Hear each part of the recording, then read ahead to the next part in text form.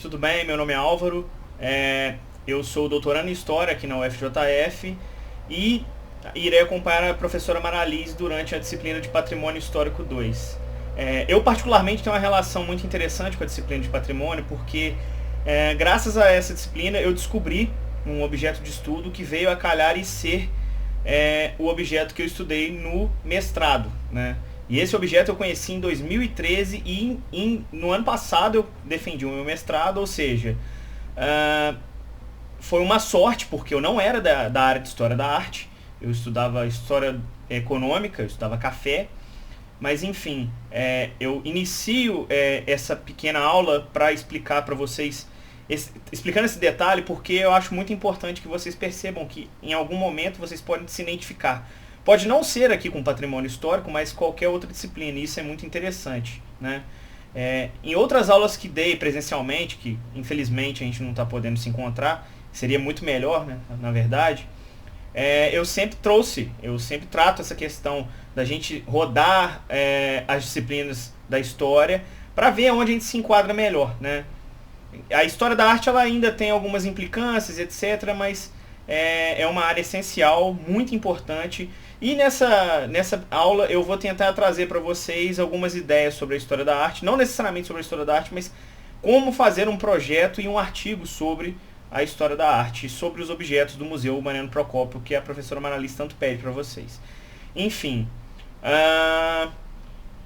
as dúvidas que ocorrerem ao longo dessa aula, vocês poderão perguntar pela plataforma. É tudo muito novo, é verdade, mas a gente vai atender todas as demandas de vocês, ou vai fazer o possível para conseguir atender a todo mundo. Enfim, falar sobre projeto e artigo dentro de um curso de bacharelado e licenciatura é algo necessário em algum momento. Eu sei que muitos de vocês não são daqui da história, né? Muita gente vem do IAD ou de outros lugares, mas enfim. Aqui eu vou tentar mostrar mais ou menos como se formula um projeto e, posteriormente, o artigo. Não é nada, nenhum bicho de 7 cabeças, mas a gente tem que seguir certas coisas. Não adianta eu escolher um determinado objeto no Museu Mariano Procópio e não ter nenhuma informação sobre ele ou não saber por onde procurar, né? Porque acontece da gente encontrar alguns objetos, como foi o objeto da minha dissertação, que eu encontrei lá, que não tinha praticamente nenhuma informação. Aí depois de muita busca, de muita paciência, de procurar em acervos e etc., eu acabar achando. Mas como é uma disciplina, a gente sabe que nem todo mundo vai poder gastar esse tempo todo para fazer uma busca. Então, assim, a escolha do objeto é interessante que você tenha em mente, se você conhece algo relacionado, ou se não conhecer nada, pelo menos que tente achar algo que não seja impossível de se fazer em um semestre, né? Então, o primeiro ponto que eu quero trazer é qual objeto você vai escolher, por que você vai escolher esse objeto. Isso pode estar explícito no projeto e é bem interessante, inclusive. E aí, a partir dessa pergunta, outra pergunta surge. Como o objeto vai ser analisado? É possível fazer esse tipo de análise de diversas formas. Aí eu elenquei aqui no roteiro que eu fiz para não me perder, que é recepção e crítica em jornais, o que é falado sobre a obra em seu período ou posteriormente, os aspectos históricos que você pode analisar, o que está sendo narrado ali, e a partir da imagem ou da peça, ou enfim, você conseguir entender o que se passa, o que está tentando ser narrado ali a partir da historiografia, certo? Existe também a possibilidade de fazer uma análise comparativa com obras similares. Por exemplo, você escolhe uma obra de paisagem e compara com algumas outras congêneres do período. Enfim, a gente tem essa leveza para poder fazer esse tipo de coisa. Também existe um tipo de análise muito interessante que é relacionar a imagem e o período em que ela era feita. Eu vou trazer um exemplo aqui bem pequeno e bem breve, só para ilustrar mesmo. Por exemplo, não sei se vocês conhecem, vou tentar colocar na edição aqui, a pintura Redenção de Cã, do Modesto Broxo, que fala sobre o embranquecimento da população no final do século XIX, né? Como se sabe, o final do século XIX e início do século XX discutia-se muito o darwinismo social, né?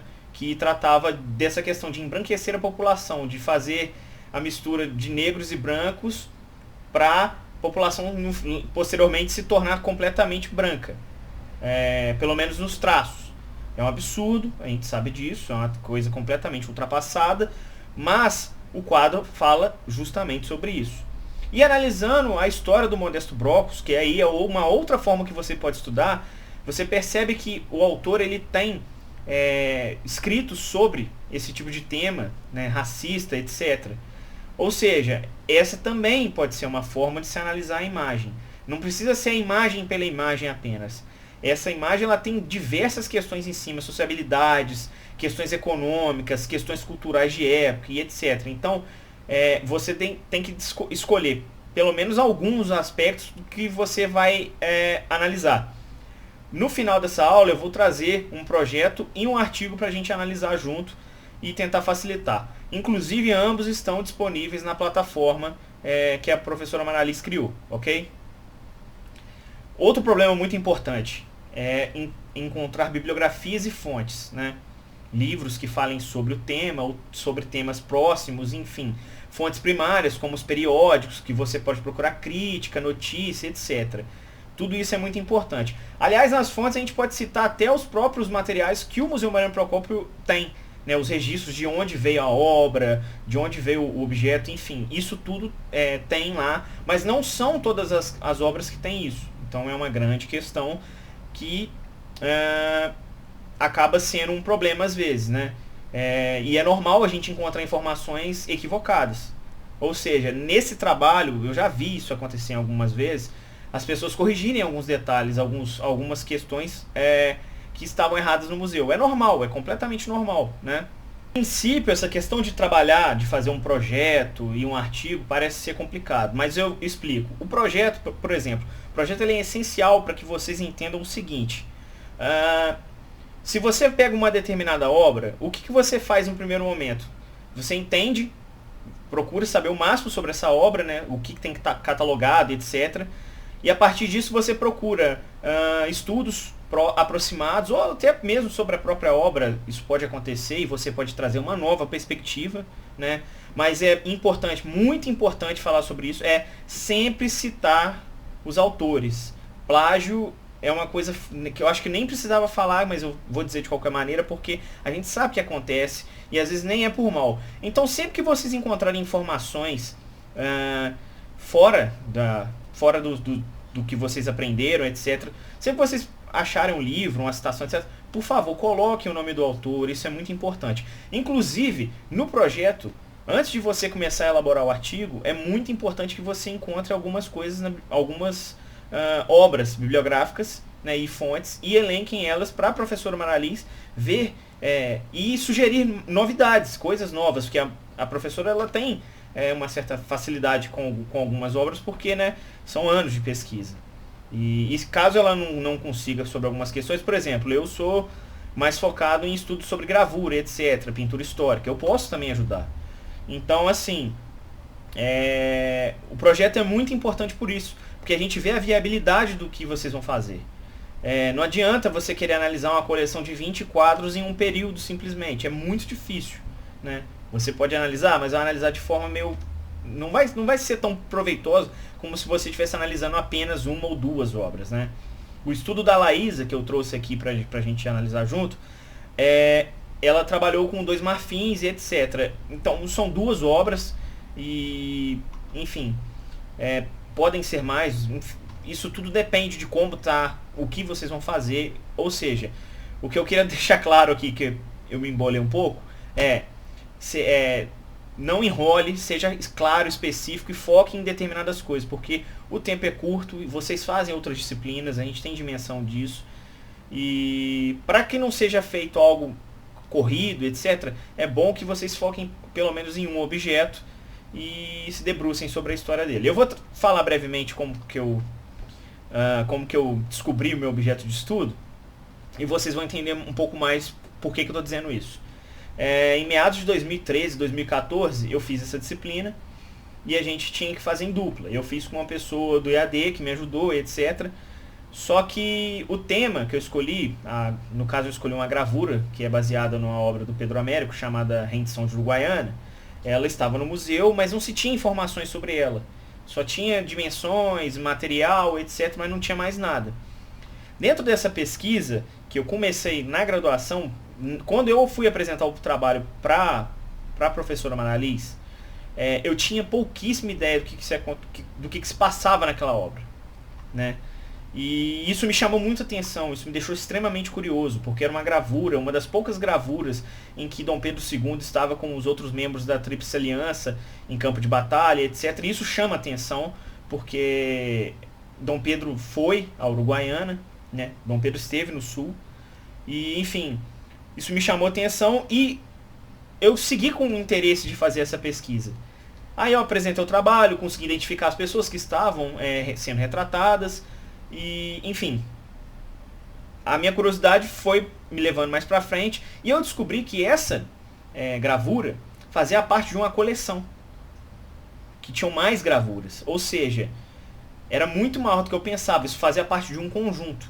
E o museu não tinha essa dimensão. Existiam algumas imagens dessa coleção lá, que eu fui descobrir posteriormente fazendo pesquisa, e simplesmente eu descobri que essa coleção foi feita no Rio de Janeiro. Eu consegui mapear a partir de fontes primárias, né, os jornais do século XIX, quem eram os criadores, quem eram os desenhistas, quem eram as pessoas envolvidas nos escritos, porque era uma coleção de gravuras e textos sobre a Guerra da Tríplice Aliança, que se chama Quadros Históricos da Guerra do Paraguai, inclusive está digitalizado integralmente na Hemeroteca Digital da Biblioteca Nacional. E tem também essas gravuras em um site do Museu Mariano Procópio, que eu vou tentar colocar aqui embaixo também. Enfim, só para ilustrar. Ou seja, o que eu quero mostrar para vocês? Um objeto, vocês podem criar um interesse em determinado objeto e levar isso para frente. Não precisa nem necessariamente ser um mestrado, mas um artigo mais bem elaborado. Então, assim, seria muito legal se vocês fizessem esse trabalho com um certo zelo, com um certo cuidado, porque às vezes pode ser útil para vocês, sabe? E é uma experiência, porque a gente sabe que a gente cai na universidade meio perdido, porque escrever artigo, formatar, é uma coisa meio complexa, mas esse tipo de disciplina é essencial para duas coisas. Primeiro, que você aprende de fato a escrever um artigo e um projeto, né?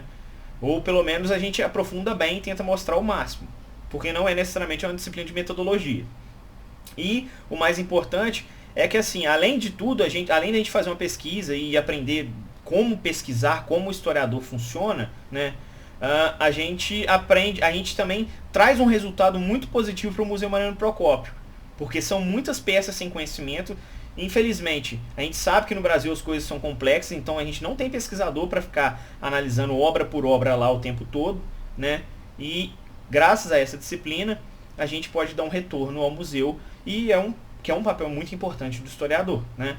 Então, assim, façam com muito carinho esse trabalho, porque a gente contribui com o Museu Mariano Procópio e contribui de certa maneira com a sociedade, certo? Então, como eu havia dito no início da aula, a gente vai fazer uma análise sobre um projeto e depois o artigo que esse projeto se tornou. E aí a gente vai perceber algumas mudanças que ocorrem, que são completamente naturais ao longo da elaboração do projeto até a confecção do artigo. Isso é plenamente natural. Aliás, gente, ter dúvida é completamente normal. Então, o espaço que a gente, mais uma vez vou frisar isso, a plataforma vai estar lá disponível para a gente tirar dúvidas de vocês, tá? Vocês não precisam ficar preocupados, né, quanto a isso. Enfim, eu escolhi o projeto da Laísa, que fala que o tema que ela escolheu foi a análise de 2 relevos em marfim pertencentes ao Museu Mariano Procópio. E aí, no projeto, ela trouxe informações sobre esses 2 objetos, né? A autora buscou todas as informações disponibilizadas através dos arquivos do museu. Títulos atribuídos, autoria, detalhes técnicos como medidas, né, o material que é feito, de onde vieram, data de criação e etc. Tudo isso pode ajudar de alguma maneira no trabalho de vocês. Então, se atentem a esses detalhes, ok? Aí, mais à frente, ela mostrou que fez uma pesquisa, né? Ela descobriu que ambas essas cenas que estão em marfim foram pintadas pelo artista flamengo Peter Paul Rubens em seu Ciclo de Maria de Médici, sendo encontradas nos relevos, né? Aí ela descobriu as cenas que estavam sendo retratadas, né? Que é o encontro de Maria de Médici e Henrique IV em Lyon, e a 16ª cena, que é a maioridade de Luís XIII. Ou seja, ela já conseguiu identificar que esses marfins, que essas duas obras pertencentes ao museu, são baseadas em pinturas a óleo. Ou seja, ela pode, a partir desse caminho, ela poderia escolher falar sobre a pintura a óleo e retornar para o marfim, né? Ou ela poderia ter feito, aliás, diversos outros caminhos, e eu vou mostrar para vocês o que ela fez. Diante disso, a primeira ideia que ela teve foi de trazer a biografia, de forma breve, do Peter Paul Rubens, né, e as cenas pintadas. Ela falou um pouco mais sobre as pinturas a óleo, porque essas pinturas já têm um certo estudo, então não são tão difíceis, né, de se achar. Ou seja, ela acabou encontrando uma forma de chegar à gênese desse marfim, né, que era a pintura, e a partir disso ela conseguiu trabalhar melhor.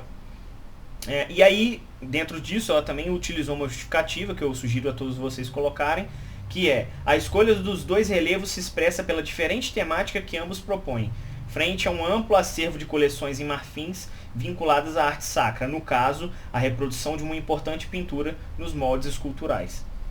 Então a gente percebe que ela tem uma justificativa para ela estar fazendo isso.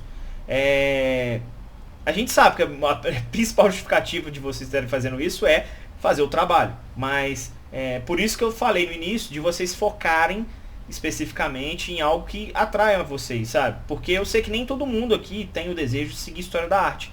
Porém, a gente sabe que para a conclusão da habilitação em patrimônio e da própria disciplina em si, nós precisamos fazer patrimônio histórico 2. Então, seria legal se todo mundo fizesse um trabalho bem feito, porque, como eu também disse anteriormente, esse é um trabalho que a gente dá retorno ao Museu Mariano Procópio, ok? Sobre o objetivo, né? A Laís diz que o objetivo dela nesse estudo visa o esclarecimento sobre aspectos intrínsecos aos relevos e seu contexto histórico, indicando hipóteses para o entendimento acerca da repercussão de imagens icônicas da aristocracia e do universo pictórico, em uma relação entre pintura e escultura. E aí, nesse detalhe, eu acho muito interessante, porque ela pega dois tipos de suporte de arte diferentes, né? A pintura a óleo, que é a obra que foi baseada, o marfim, né? Que é uma escultura. Dentro disso, ela pode trabalhar a relação de outras obras da pintura para a escultura ou vice-versa, entendeu? Então, essa é outra maneira de se ver, né? É uma das. Ela pode escolher várias, vocês podem escolher várias, ok? Eu estou olhando para o lado aqui porque eu estou lendo. Eu fiz um roteiro para não me perder, mas ainda assim eu acho que eu vou me perder, mas enfim, paciência. E aí ela também traz uma abordagem proposta, que é o que eu falei agora, né? Nessa abordagem, ela pretendia analisar o contexto da produção dos objetos, buscando influências e diálogos que auxiliem na compreensão do cenário cultural compartilhado no período. E além disso, é de interesse do estudo uma análise a respeito do colecionismo de marfins, observando, na medida do possível, a circulação desses objetos entre museus e coleções privadas. Ou seja, aqui é um projeto. Ela poderia não fazer tudo isso que ela propôs, né? E, enfim, isso é questão de escolha, né? Mas a gente percebe claramente que ela tem aqui ideias do que fazer, para onde ir, né? Trabalhar com essa questão do colecionismo, com esse transporte de um suporte a outro, do contexto de produção desses objetos, influências de diálogos, etc. Tudo isso tá explícito, tá muito claro aqui. Então, assim, vocês não precisam fazer coisas mega elaboradas, extremamente complicadas. O projeto é uma coisa muito simples, né? Comparado ao artigo, é uma coisa simples. Você escreve, sei lá, 4 páginas de projeto, já é o suficiente.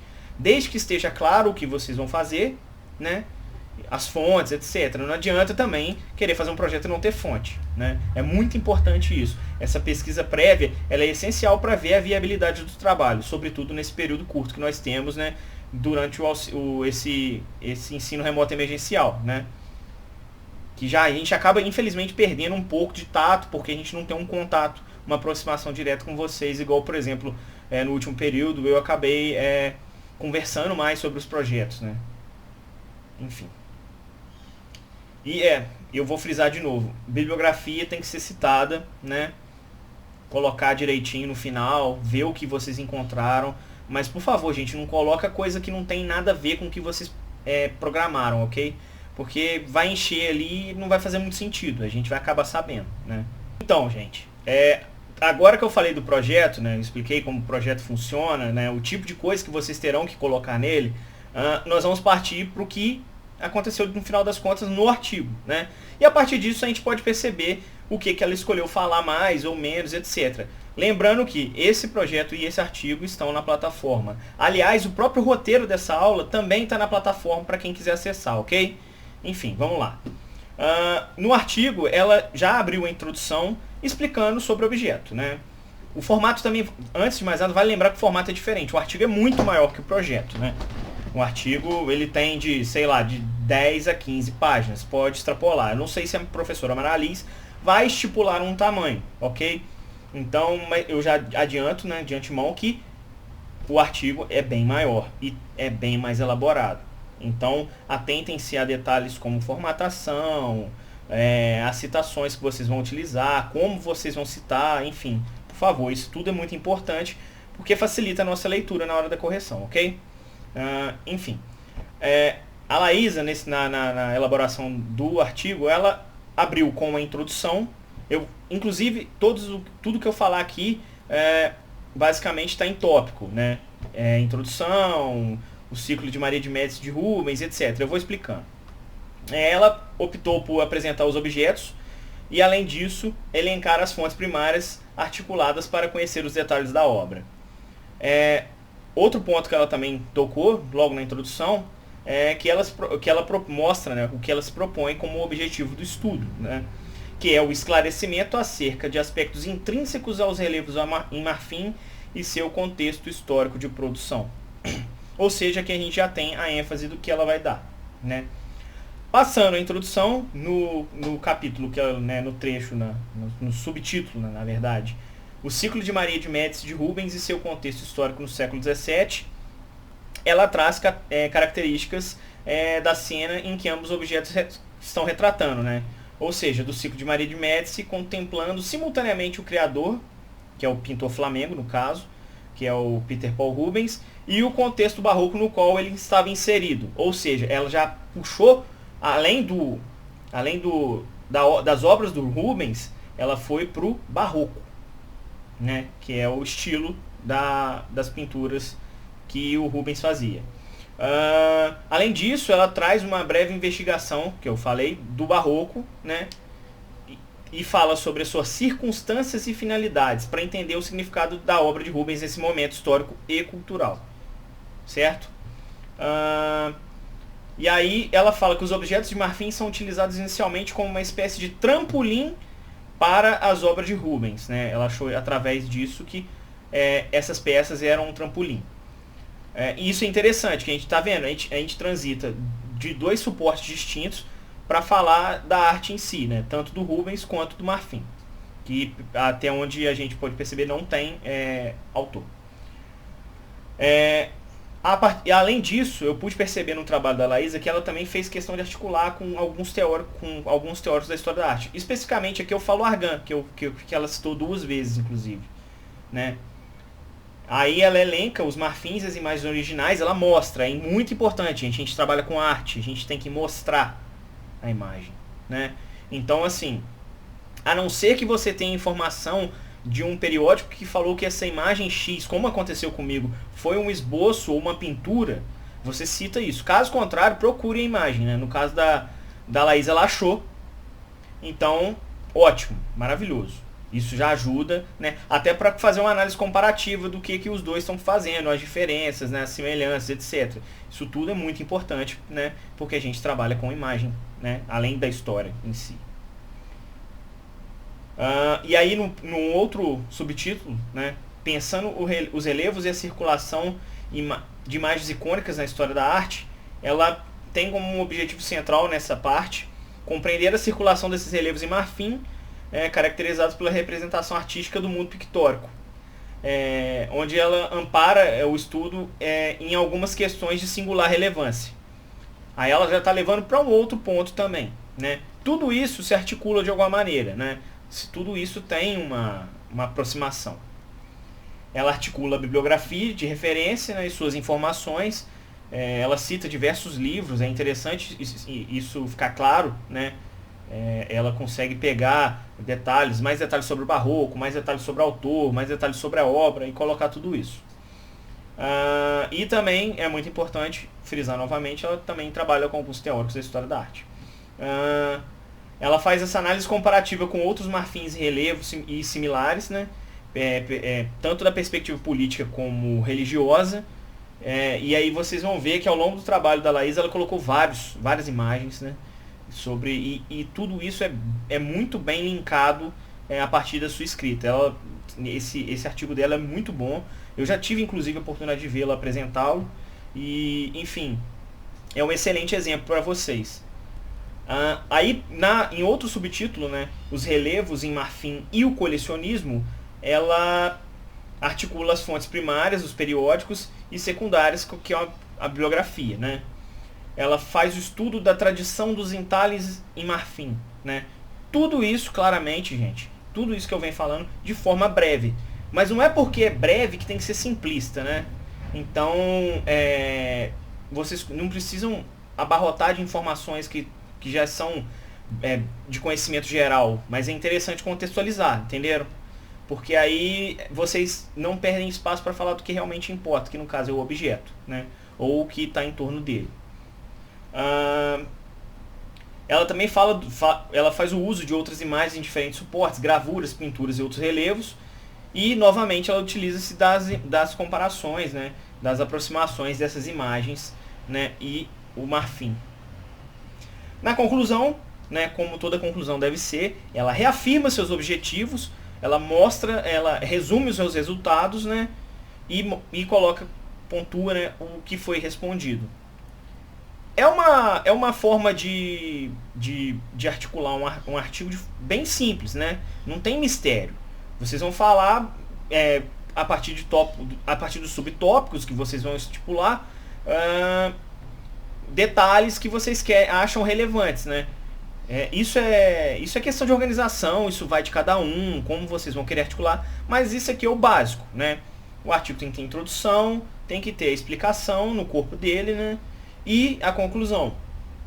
E assim, não precisa ser generoso, não precisa, né, escrever uma conclusão de 3, 4 parágrafos. Você pode escrever uma coisa mais bem elaborada, né? Assim como na introdução. A gente sabe que o corpo do texto em si, totalmente, ele é importante. Mas é sempre muito bom vocês deixarem claras as intenções na introdução, as respostas na conclusão, né? Os caminhos que vocês levaram para percorrer, enfim, tudo isso é legal você explicar. É muito relevante explicar isso. E aí vocês vão reparar lá no final, comparando o projeto e o artigo, como a bibliografia mudou, como as fontes mudaram, né? Tanto as fontes primárias, ela cita os acervos, onde ela fez a busca, ela cita o nome de algumas obras, enfim, tudo isso é citado e a gente vê que ao longo do projeto, das ideias do projeto, isso foi amadurecendo e ela foi elencando mais autores, mais fontes, etc. Isso vai acontecer naturalmente, porque a gente sabe que a pesquisa ela pode debandar para diversos caminhos, né? E isso depende de vocês também, do quanto vocês vão buscar, do que vocês querem buscar. Então tudo isso traz uma influência muito grande para a pesquisa. Ou seja, vocês podem escolher coisas que vocês acham que vão ser mais fáceis, etc. Tudo isso tudo sim, vai ter influência mesmo de fato, ok? Enfim, para a gente concluir, eu vou deixar claro de novo que a gente vai tirar as dúvidas, né, de vocês, porque eu sei que vão aparecer, né? Isso é completamente natural, então vocês podem perguntar qualquer coisa que a gente vai ajudar, ok? Nós vamos ajudar da melhor maneira possível. A gente sabe que nem todo mundo é da história, os métodos são diferentes, etc. Então a gente vai ajudar, fiquem muito tranquilos com isso. Posteriormente, eu vou dar uma aula sobre o material sobre a Guerra da Tríplice Aliança, a Guerra do Paraguai, que é o meu objeto de estudo agora também no doutorado, que está presente no Museu Mariano Procópio, né? E aí, para quem tiver posteriormente o interesse, né, vendo essa aula, eu também posso ajudar com mais clareza.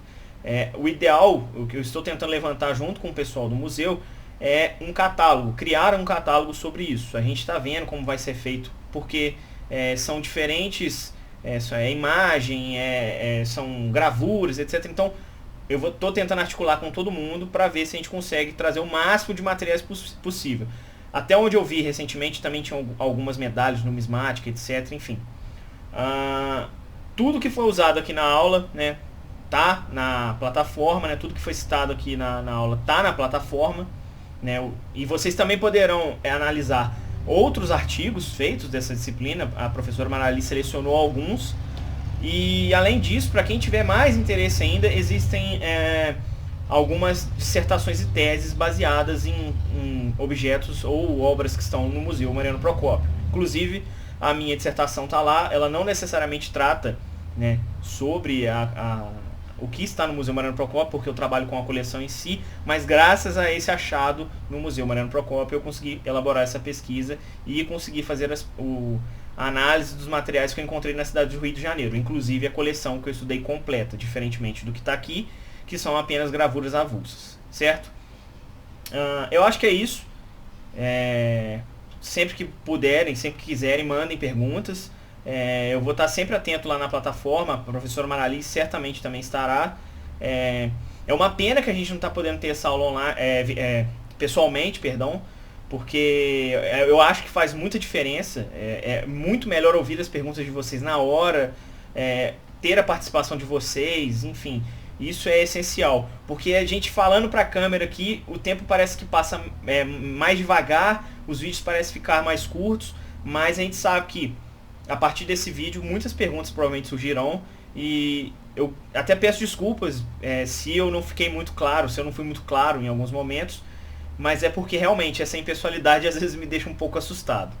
Mas muito obrigado, gente, espero que vocês tenham gostado e compreendido mais ou menos como fazer um projeto e um artigo, e qualquer coisa eu estou às ordens. Um abraço, espero que todo mundo esteja em casa e fiquem bem aí. Valeu!